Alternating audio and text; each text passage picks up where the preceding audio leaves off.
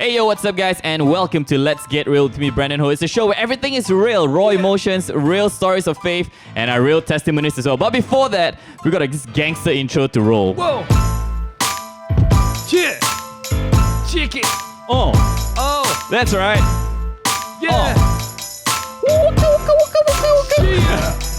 That's right, people. You already heard the voice behind all the sound effects there. Ladies and gentlemen, our guest today is a very, very good friend of mine. He's such a solid bro as well. I'm probably a distant relative as well. Somewhere along the line, right? Yeah. But ladies and gentlemen, you already know the name, so let's not waste any more time. From the Ming thing, ladies and gentlemen, please give it up for Ming Han. I'm giving myself a round of applause. Yeah. There we go. Sweet. All right, that was the most hyped intro that I've had so far. That's the most gangster Christian intro I've ever heard in my life. No, here's the thing, because we didn't want to have such a, very typical, when people think about Christian podcast, they think about some holy, very emotional. You bring the strings and the synth in. Exactly. And you, get the keys on. We decided to go gangster lah. Let's just go gangster with it. I love it. But first of all, Ming Han, thank you so much for joining us on the show. We're so privileged to have you here. Thank you. And we have a very, I'll say a very interesting relationship, right?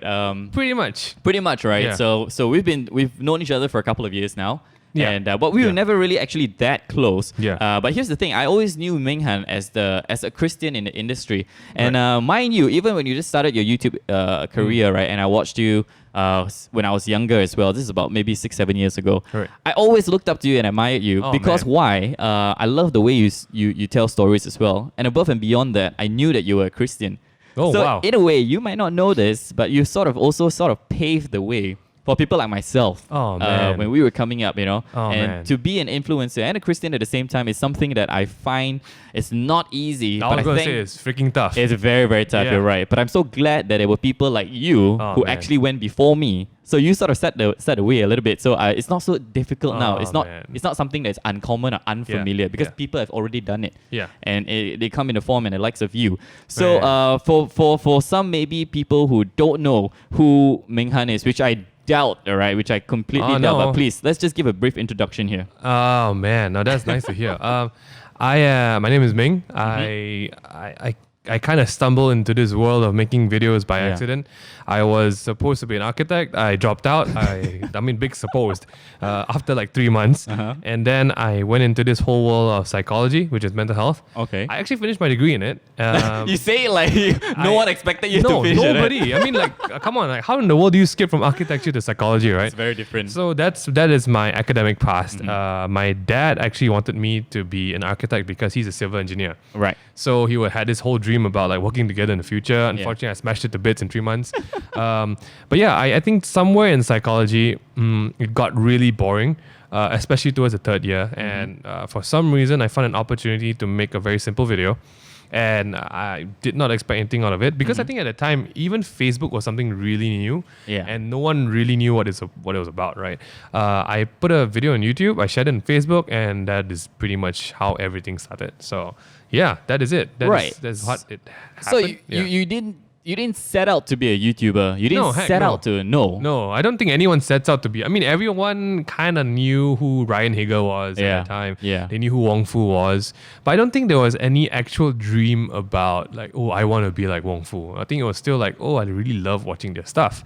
And I don't know, maybe it's a Malaysian thing, but we always think like, wow, foreigners only can do this lah. I think I won't watch my own stuff lah. Who do we watch? The local scene. There was nobody.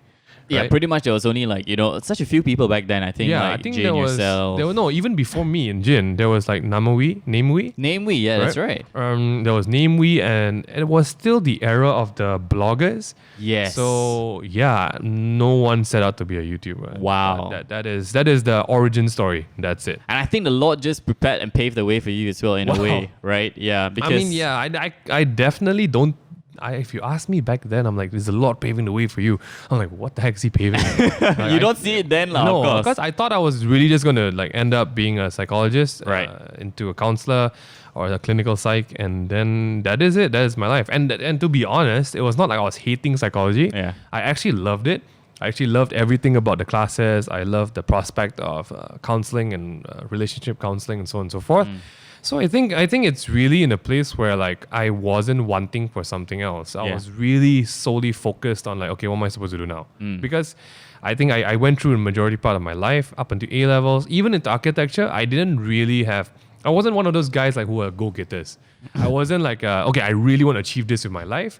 I'm like, okay, what are my friends doing? Oh, they're applying for Ivy Leagues. Okay, I'll just apply for Ivy Leagues. Right. I actually have a rejection letter from Yale, so that's one of my most prized, my prized possessions. But yeah, it happened by accident. Right. I don't think when God is paving the way for anyone, you kind of know He's paving the way. Right. Right. Yeah. Now, of course, speaking about you mentioned your dad wanted you to be this, to be that, and everything like that, because he's a civil engineer himself. Let's rewind back as well to your background a little bit, because from what I understand, right, I know that you are you've been a Christian all your life.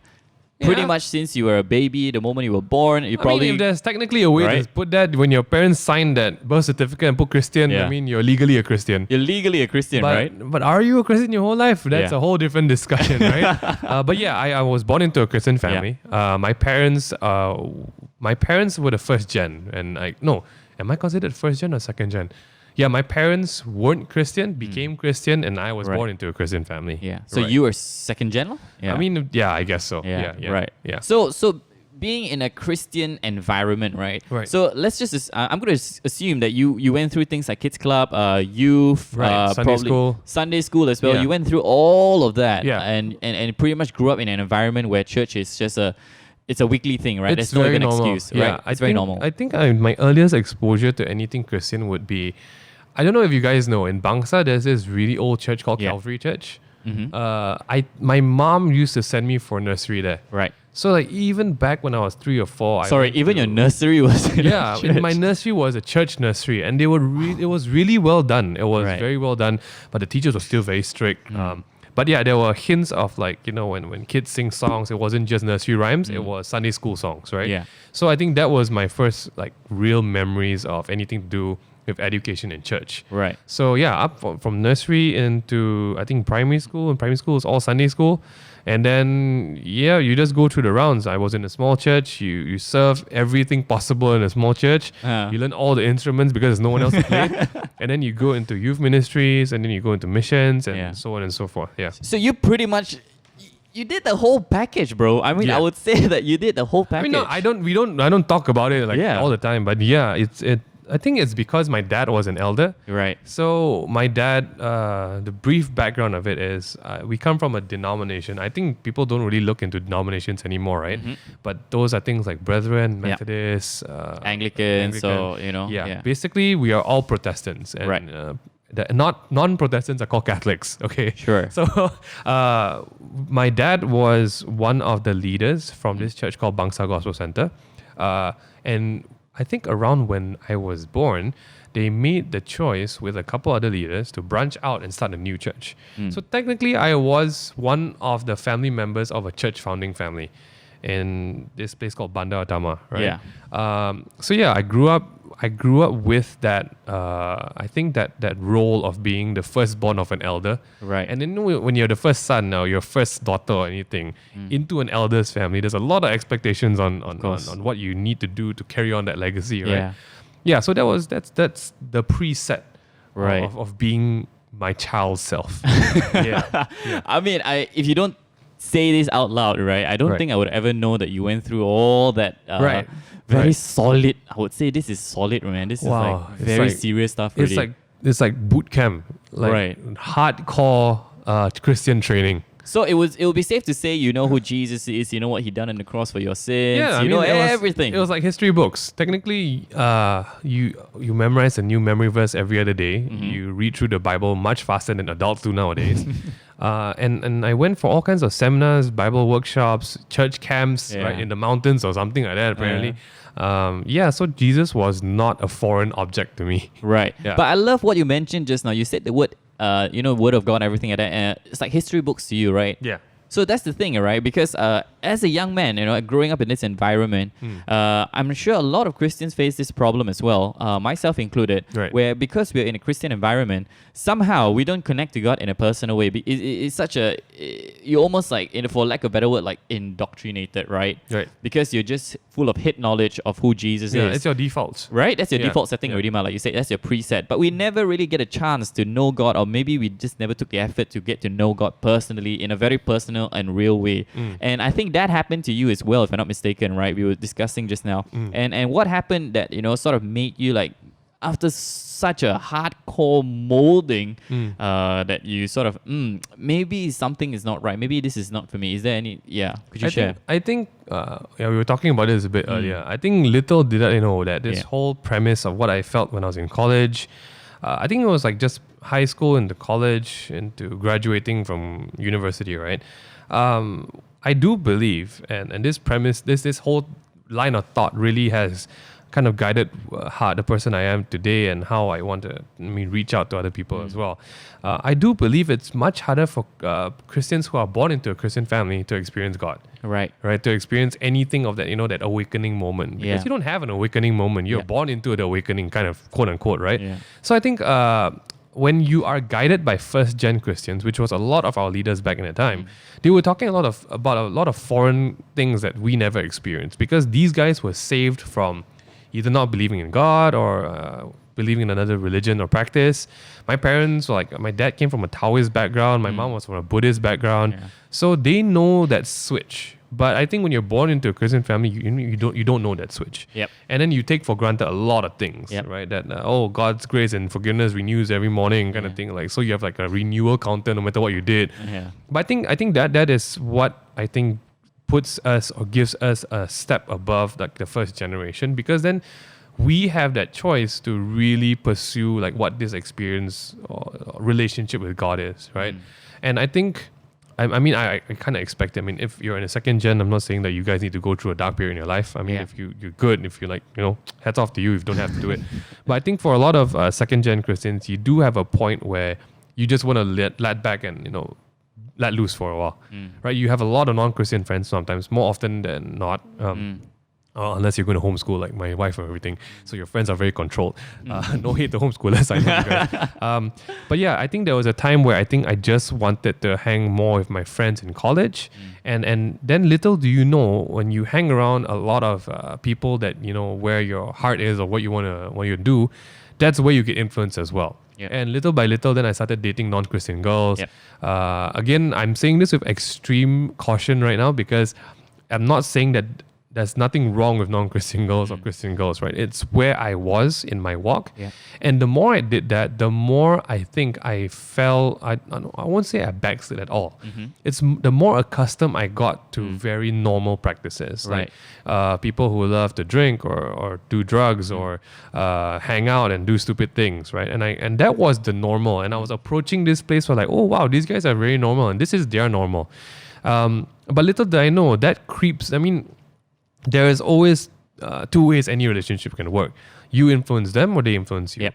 And the more, and just by default, if you surround yourself with more people that influence you, it kind of creeps into you as well. And I think that was when relationships and how I chose to do my dating life really took a toll on me.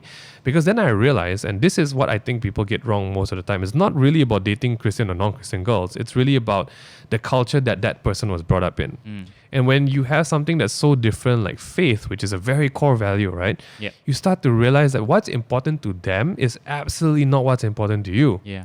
And at that time when you're looking for like identity and security and insecurity, you try to cater to your girlfriend and you try to look at what's important for them or like your girlfriends. And that is what really starts changing you as a person, because you don't understand, weekends, you don't need to go to church. Weekends, other things are important for you. That's like the first step. But then you start to look at how they make decisions and you try to make the same decisions. You try to treat people the same way. And before you know it, you're using a whole set of moral values or characteristic values that are not the same that you grew up with. Yeah. And I think that is what starts the big questions and doubts, right? Like, these guys are working so well. I mean, the girl that I dated in college, she's a freaking A student, like a 4.0 GPA kind of student, right? Nothing's wrong with that. But what I realized about the dynamics between friends or family was absolutely something that was so different to me. And I think that's what starts a doubt. That's what starts the... I would say I doubted my faith at all. But that's where you kind of like cut corners and say like, you know what, maybe it's okay to do this. Maybe it's okay to do that. My parents were very strict about this. Her parents aren't. Maybe that's nice over there. And I think a lot of Christians who grew up in the second gen grew up with a lot of rules. Yeah. So when you have that chance to not follow these rules, that's very tempting, right? Yeah. And I think that's usually what happened. It usually starts with friends or relationships, Right. and that slowly snowballs into what happened like the next 5 years of my life from then. Yeah. Which kind of brought me into that place where I realized that as a second gen Christian, ooh man, now I'm far from God. Yeah. Like, I'm don't get me wrong, I was still going to church, I was still doing Christian things, but my heart wasn't in the right place. Yep. So I think that was where I realized like, oh, so this is how it feels. So this is how it feels to not have that normal security of like walking in confidence. Like when I was like, let's say 14, I was doing mission trips in the Philippines. I was in the most unknown territory in the world, but I was absolutely confident because I knew that, okay, this is what God wants me to do. When I was 23 and 21 and dating all these girls, I was in the most familiar territory in my life, which is KL. But I had no idea what I wanted to do the next day. I had no idea what God's plans for me were with this girl in the future. And that really put things in a context like when you really build your life on these foundations and then you don't follow them anymore, you could start to question, okay, what are my foundations now? Yeah. Best case scenario, you find your way back. But I'll be honest, a lot of my friends fizzled out from church, right? Yeah. But yeah, that is, I guess, where that turning point was when you are a second gen Christian. You have that experience to be far from God. Yeah. And then I think that's the real Christian moment for second gen Christians. Right. If you do approach that moment, Yeah. you now make your own choice that is not your parents' choice, whether you want to know God and Jesus, right? Yeah, that is it. Now, like, I don't know how long you were in this sort of Right. This situation, right? Was it like 4 or 5 years when you were like so-called wandering? Wow. I don't think there was a time frame. I think Right. it was because it was kind of like a segmented part of life. I mean, at no point did I stop going to church, right? But I think for a very significant amount of time, I just gave into the fact that, you know what, maybe I don't have to date a Christian girl. Maybe it's okay, you know? And I mean, again, for people who are listening, it's not that I discourage, people. There's in no way do I say non-Christian girls are bad. I know some Christian girls who are horrible. Just like, I mean, some of the worst people I've met are actually Christians. I'm dead outright going to say that, right? Yeah. But what I really struggled with was the difference of principles, and that is what put me into that place where I think for about from 16 to like 21, 22, it was just a big question mark. Was it 16 to 20, 21? Yeah. It was just a big question mark of what do I want to be now? Do I want to keep on pursuing church and God the way I used to? And yeah, again, like I said, I'm still going to church, but it was during that big 5-year gap that was this part where I was discovering what church meant to me. Right. And how did your parents react to this? Because like you shared just now, your dad is an elder. Right. Now, if people don't know, in a brethren setting, right, there is no such thing as a pastor. Yeah. You have elders or what you call deacons, and they are, I would say, by hierarchy, they are viewed as almost like pastors already. Exactly. That's the highest level already. And I'm sure your dad he knows probably at the back of his head what's going on with my son, probably when you're dating some other girls. My mom even more. Right. And I'm sure your mom is also, as parents, how did they react to this whole... Wow. I think what they did is something that I want to practice in the future. They definitely had an iron fist on how I grew up. Yeah. But I think around 18, around 17 or 18, for some reason, they just loosened up. They're just like, okay, you know what, Ming Han, since you seem to be dating girls, you just do you lah. But my dad was very funny. He would never call those girls my girlfriends. He's like, Ming Han, you bring your friend home today? Oh, okay, yeah. Nice to meet your friend. She seems like very nice. He would never call them a girlfriend. But did that bother you? No, actually, it was just whatever. Really? I'm very easy go lucky. Like I'm super chill. Right. Like, oh, dad, you don't call girlfriend. Mine, it's okay. I think because at the back of my head, I knew that I was still very young. And I think you knew why he wasn't willing to call them. I mean, like, I'll be honest with you. Even Suyan and I got married too. Right? He didn't call her girlfriend my girlfriend really? too until like we got engaged. I'm like, oh, now you're my son's fiance. That's great. So my parents were, I think, for the majority of my secondary school life, they were very harsh on me. But I think the minute I stepped into college, something clicked in them, and they was like, okay, you do you. But the saving grace of that, which I urge all parents to do, is no matter how many times I failed doing stuff, my parents are always there. Right. So I think they definitely figured out that we all needed to experience life and learn the hard way, because they've done their shares of saying no to us. But my mom, my dad, they were definitely there if I made a mistake and I did something. And that's where I really know that their lessons stood out, because I think when you get hurt, then you're really willing to listen, right? Yes. So that's what my parents did. For I think the first 17 years, they were really harsh. When I was 18 to 21, I think they let me figure out life on my own, but they never let me stray too far. Like they were always checking in. They were always making sure I wasn't going off the deep end. But I think they kind of built a good foundation in me. Like no matter where I went, I wasn't going to be like, yo, let's go steal things and do drugs, that kind of thing. I never went to that age. Right. But yeah, my parents were really supportive and open, which is very different from what normal brethren parents are. Right, exactly. That's what I was thinking in my head as well. Yeah. But I think God definitely said something to them to like put them in that place. Right. And that allowed me like the freedom to really figure out what I wanted. And like you said, when God is paving the way, you don't know. Yeah. But I think because of that experience, that where I am right today, I can see things very clearly why I needed to do that, or why my parents needed to do that. And I do take up a very big principle that they used on me, right? I will never say no to someone. I'll say, like, if you want to do that, go and do that. But I love saying I told you so. Because that's what my parents love to say. So, that's what they did. Right. So you spoke about you taking the hard way, right? Because you said, you had to go through the deep end before you can sort of experience God and tell God, okay, God, I hear you now. Right. God, I get it. I hear you. I get it. It's time for me to come back. It's time for me to take you seriously now. It's time for me to experience you in a real way. Right. And I want to get to know you better. So you went through the deep end. I think you went through the wandering as well. I think a lot of things happened during that time as well. Yeah. Where you sort of lost yourself, maybe a little bit of your identity, your foundation's a bit shaken. I think in terms of what I wanted to be as a teenager, is you want to be a cool kid, right? So I wouldn't say I lost my identity, per se, but I did lose sense of like, okay, what is important to me right now? Yeah.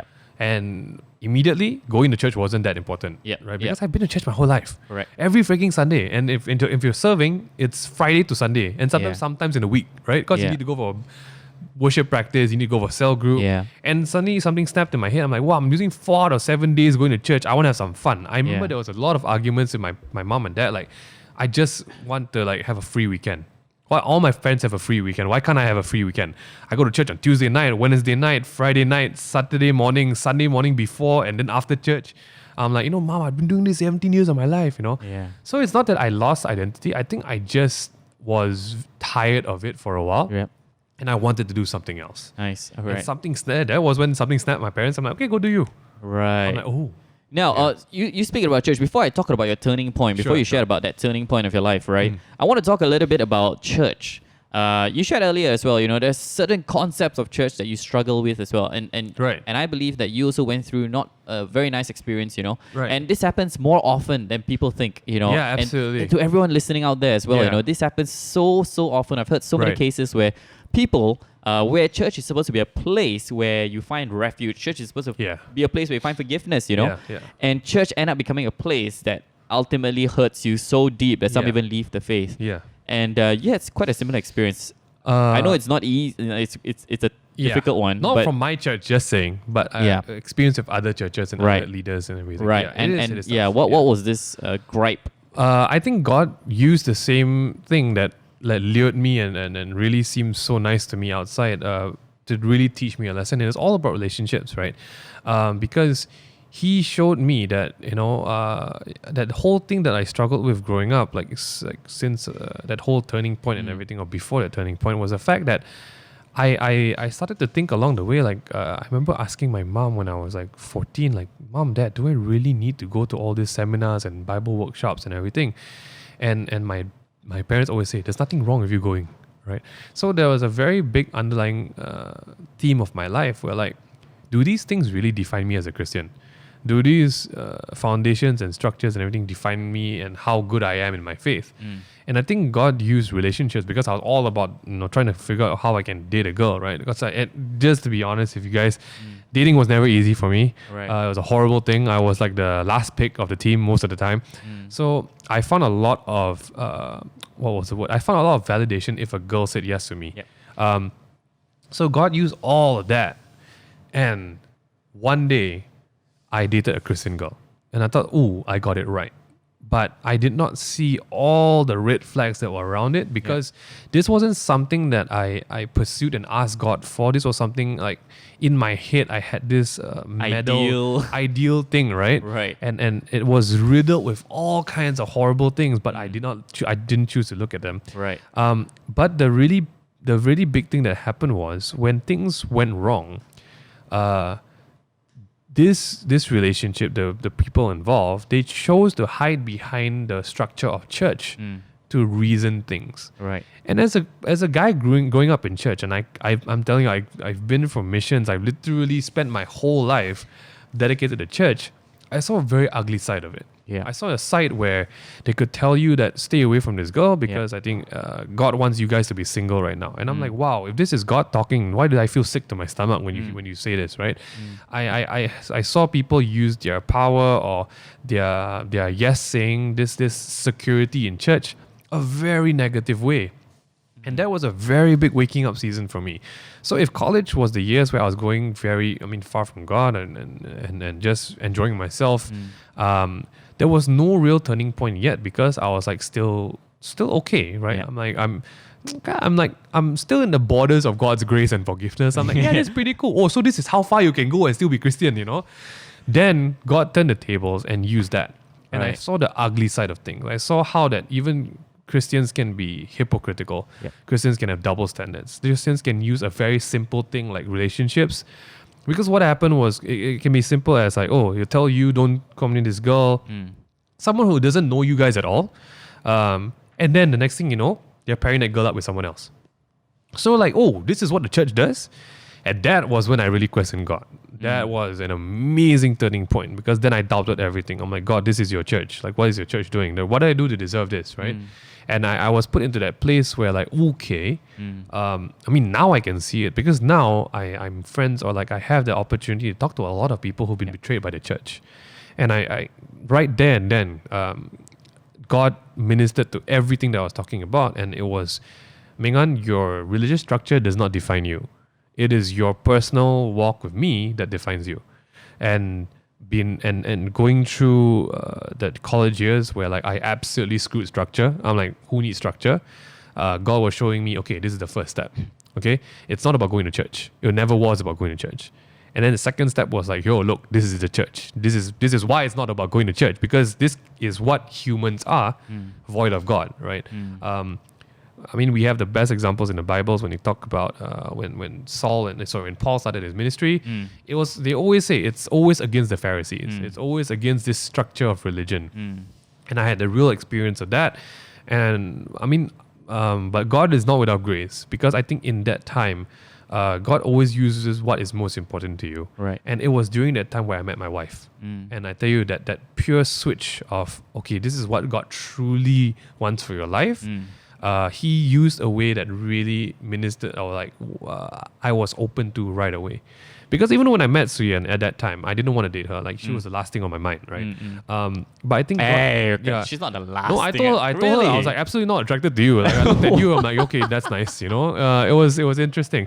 But yeah, God used... I think God never shows you what you want in the way that you want it.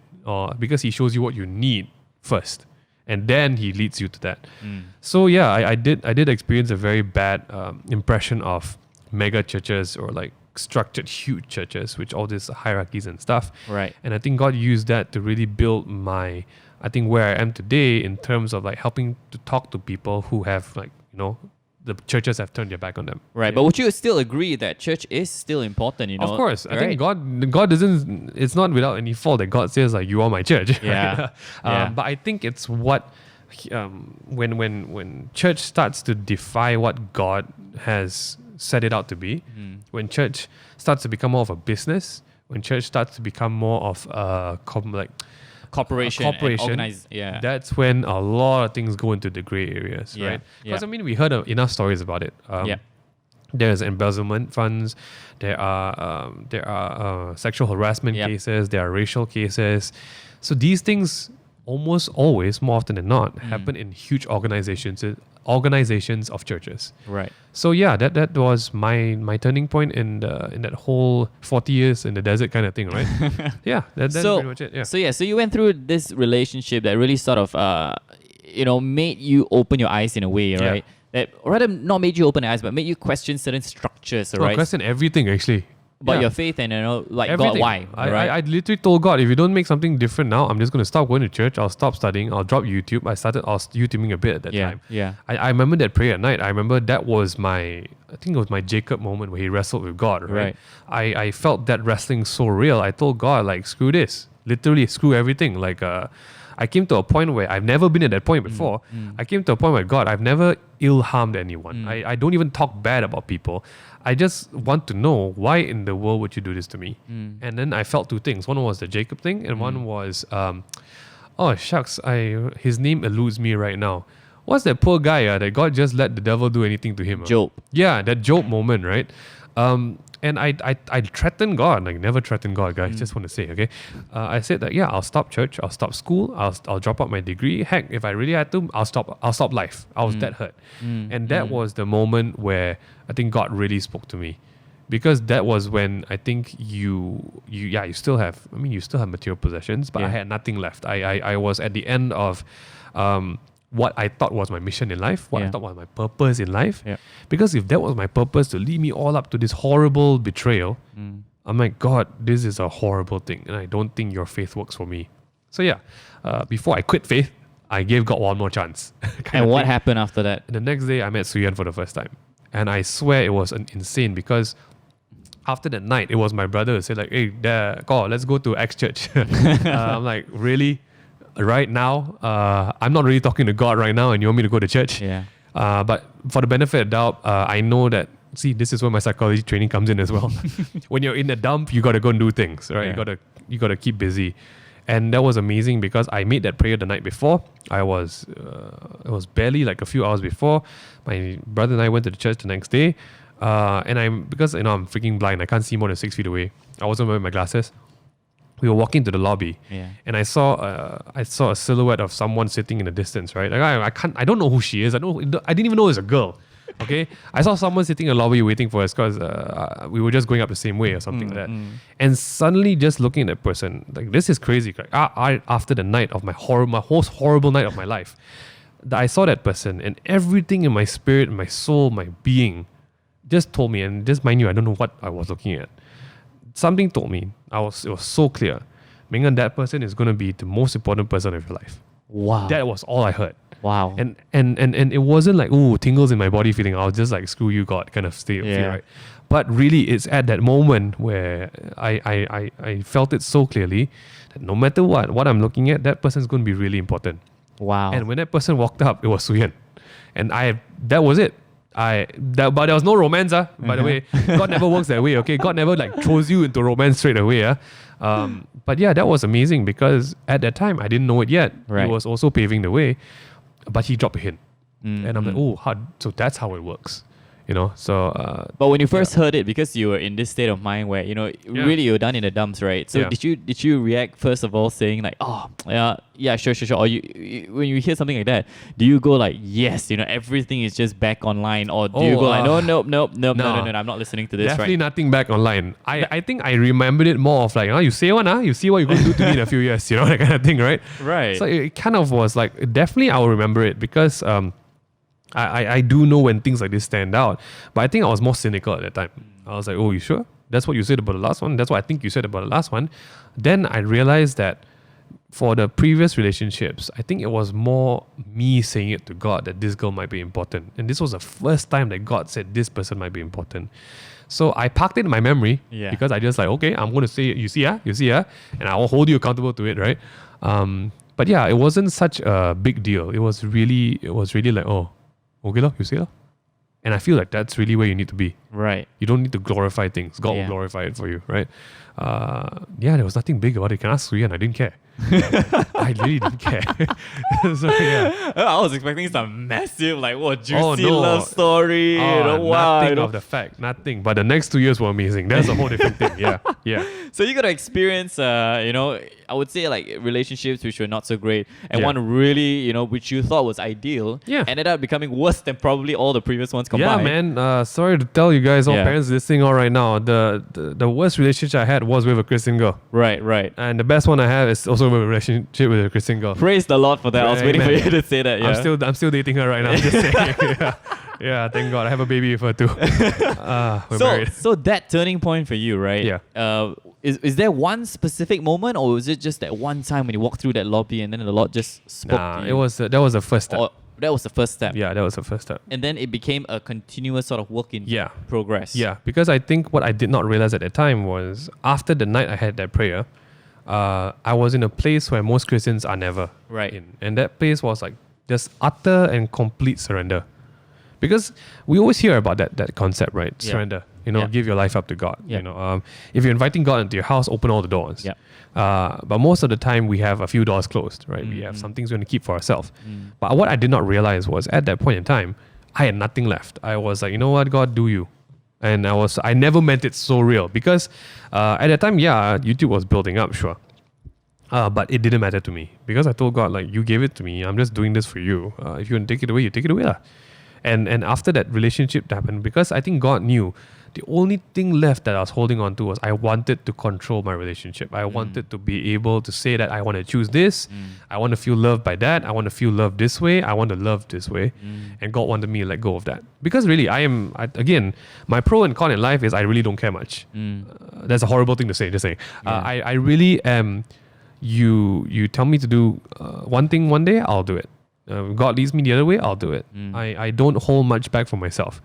But I was in that place of total surrender. I can totally just saying to God, like, you know what? I give up on life. I give up on me. And that was when God started working out things. And then he reassembled a lot of the foundations that I was built with as a second-gen Christian. He used the experience that I had to fall out of that love of church. Yeah. Because I was loving the wrong church. I was validating myself by the wrong church. Yeah. And God used that same concept of church to turn back on me. And then he had reassembled all of this to really form what I would think a first-gen Christian would experience. You need to develop your own sense of what faith is to you. Yep. And then you use a structure of church to guide it. So that was I think the first few steps, because it didn't happen all at once. Right. It was still over the next few years to come to that place. But the wake up call is insane, man. Right. It's not called a wake up call for no reason, right? Yeah. And now fast forward to today, Oh boy. Fast forward to present moment right now. You're married. You have a daughter, a very very cute daughter by the name of Hailey, and people love her. Oh my gosh. People I think love her more than they love you now. Absolutely. Yeah, right? Yeah. I think you can concede. I love her more than I love me. Yeah. Just saying, yeah. So fast forward to today. Would you say you're still work in progress, or you feel like you've completely moved on from this kind of hurts? And because this hurts, they stay. It affects people, it affects your view on life and things like that, and your perspective on God, it changes things in you. So would you say that now that you, like you said, God started to build all these foundations back in your life, God started to affirm you and start to reassure you, like, hey, Ming Han, this is me, right? Yeah. And would you say that, now you've completely let go and moved on, and now you're on a better, Yeah, I think this is a great thing to talk about, right? We talk about forgiving and forgetting. Exactly. A lot of times, like, this is a huge thing. I think when we grew up, right, we're always talking to these 40-year-old people, 50-year-old people, like, I'm totally at peace. Yeah, because you're freaking 40. I'm 18, So I think Christians, like Christian kids are mistold to, like, the minute you forgive, everything is okay. Yep. You're supposed to be at peace. I'm like, then I learned in psychology that's like, there's no freaking way you're going to do that. Like, your body is not wired up to do that, right? Exactly, yeah. So what I really realized is, like, I think definitely today I'm at peace, number one. Mm-hmm. But there's a very different concept between forgiving and forgetting. I think God as well. I mean, I always tell people, I'm a really big believer of this. God says, lean not on your own understanding, but he doesn't say that don't be stupid. He doesn't say, like, be stupid, right? He gives you faith, but he gives you brains. And I think that's where, like, a concept like forgiving and forgetting kind of, like, plays into that as well. yes, number one, I have to say that the process of forgiving is a very long one. Right? My mom always says it starts with just saying, I forgive you. But I think as humans, you need to continually say that. You need to continually forgive a person because we're not God, number one. We're not all these 50-year-old amazing, crazy people who like forgive immediately, right? You go through a process of healing from the hurt, but the choice of forgiving is a simple one. It's just saying, I forgive you. I might not feel like it right now, but I want you to know I forgive you. And that was the thing I had to learn. Then it's about forgetting. Trust me, you're not supposed to forget something that someone did wrong to you. That's how you learn as a human being. That's our survival, a basic instinct, right? But I do believe that moving on from that hurt, you need to remember what led up to it and what caused it. And you need to remember the signs of what it is because you don't want to be put into a place at that again. And then just open yourself. Since I forgive that person and I forgot it already, I'm pretty sure you're going to be fine. That's crazy, right? That's like without the brains, like you said. Yeah, no, without the brains.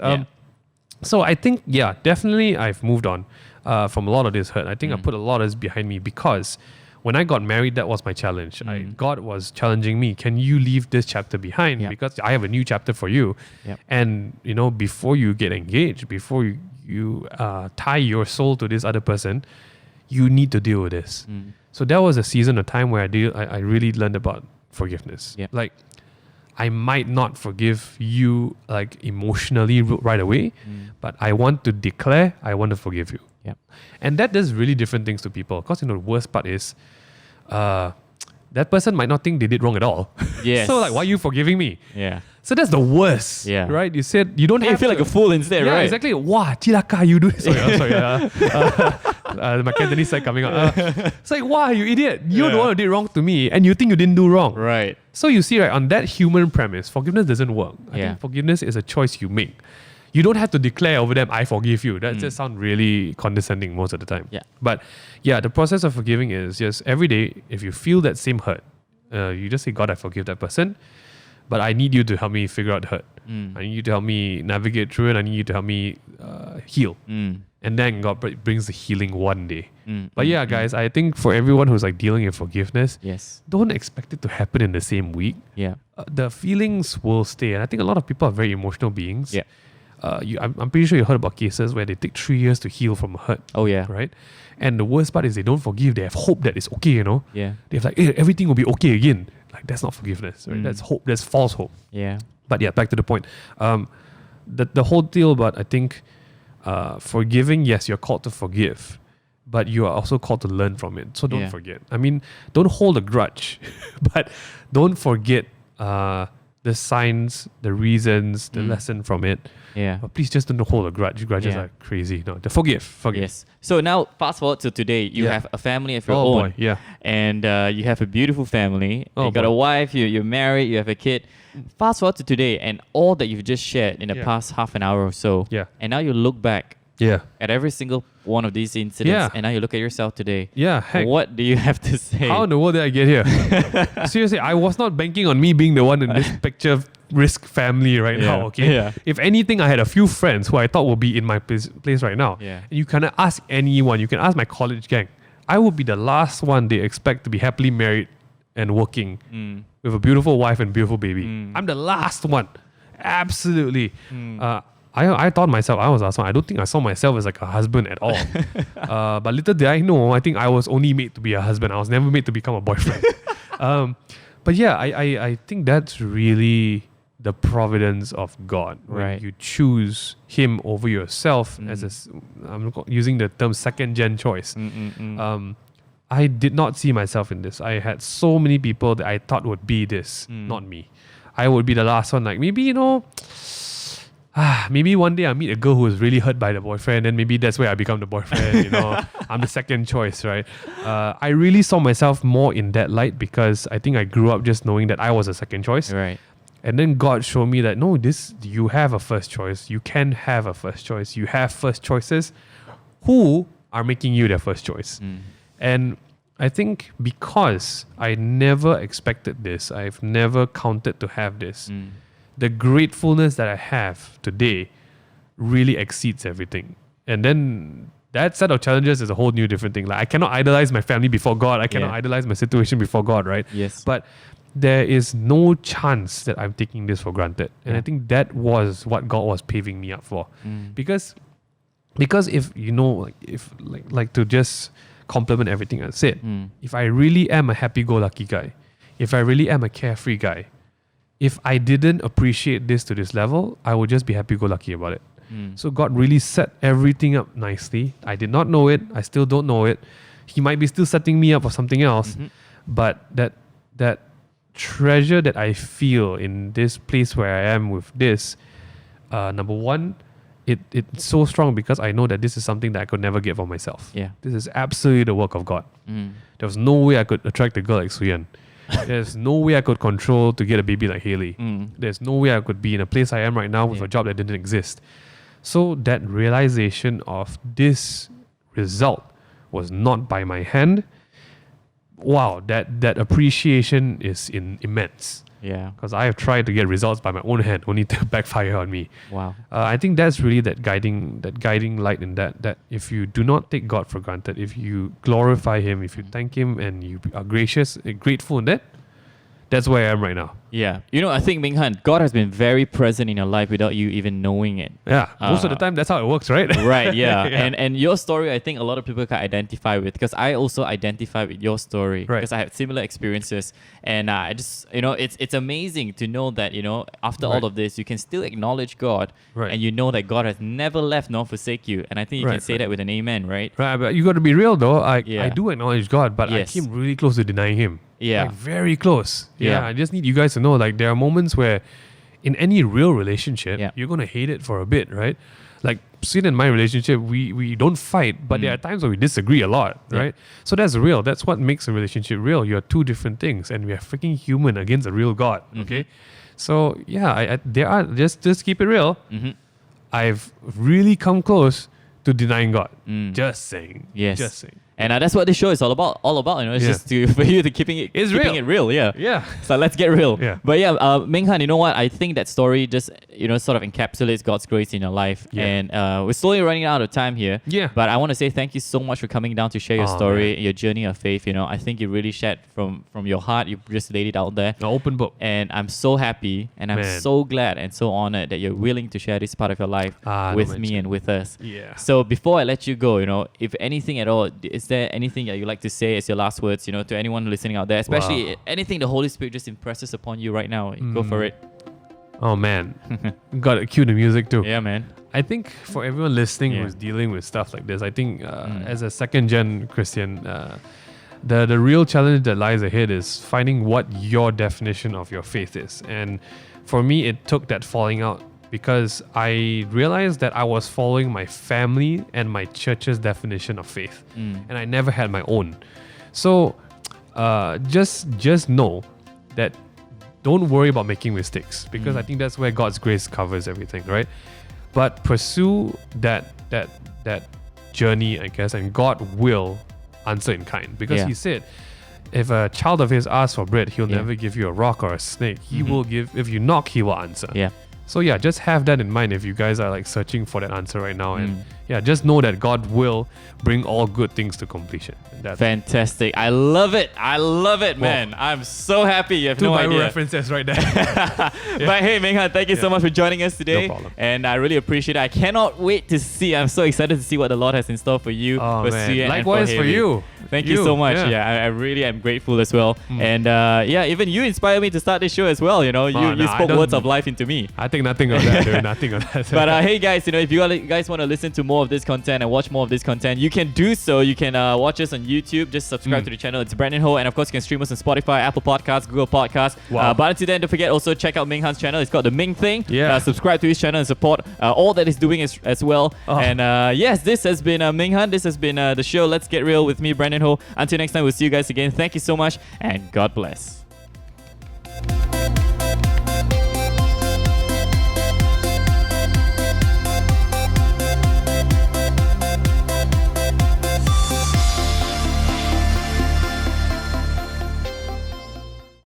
Hey guys, thank you so much for watching Let's Get Real. We hope that you've been blessed, inspired and encouraged in one way or another from all the stories that have been shared today. That's right, if you like what you see here and you want to see more, make sure to like this video, share it with your friend and subscribe for more. Now, some of you may not know this, but the setup that you see behind the studio, including all the equipments, do not belong to us. We're a small 3-man team and we do not take a profit or a pay from this show at all. But hey, we can dream as well, and one day we hope to have our own set, our own studio, including our own equipment. So if you'd like to support this ministry, you can drop your love gifts at the bank details that you see on your screens right now. Don't forget to earmark Let's Get Real or LGR so that we know that your giving will be used for this show. Thank you so much in advance. Until next time, God bless. God bless.